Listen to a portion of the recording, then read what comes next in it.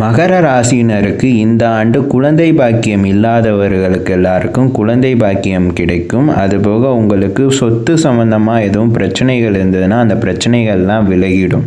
இந்த ஆண்டு சனி பகவான் உங்கள் ராசிக்கு 1ஆம் இடத்தில் பாவிப்பார். அதனால உங்களுக்கு சின்ன சின்ன பொருள்களை மறதியால் நீங்கள் விட்டுட்டு போகிறதுக்கு வாய்ப்பு இருக்குது. கவனமாக இருக்கணும். அதே சமயம் குடும்பத்துக்குள்ள சில தகராறுகள் ஏற்பட்டு உங்களோட பணத்தை அவங்க பணம்னு சொல்லி எடுத்துக்கிறதுக்கு முயற்சி செய்வாங்க. அந்த டைம்லேயே நீங்கள் ஜாக்கிரதையாக இருக்கணும். ராகுவோட சஞ்சாரம் 3ஆம் இடத்தில் இருக்கிறதுனால உங்களுக்கு சின்ன சின்ன ஒழுக்க தகராறுகள் வர்றதுக்கு வாய்ப்புகள் இருக்குது. அதனால கவனமாக இருக்கிறது தான் உசிதம். கேதுவோட சஞ்சாரம் 9ஆம் இடத்தில் அமர்ந்திருந்து உங்களுக்கு நிதானத்தை அவர் வழங்குவார். அதனால உங்களுக்கு நன்மையை தான் தரும். இந்த ஆண்டு ஆகஸ்ட் 8ஆம் தேதி முதல் குரு பகவான் உங்களுக்கு வக்ர நிலையை அடைவார். அதனால உங்களுக்கு பணப்புழக்கம் நல்லா இருக்கும். கல்வி, திருமணம், குழந்தை, சொந்த வீடு இது எல்லாத்தையுமே பார்த்து அவர் நல்ல சுப பலன்களை தருவார். மேலும் நல்ல பலன்களை பெறுவதற்கு அபிராமி தாயை வழிபட்டு வாருங்கள்.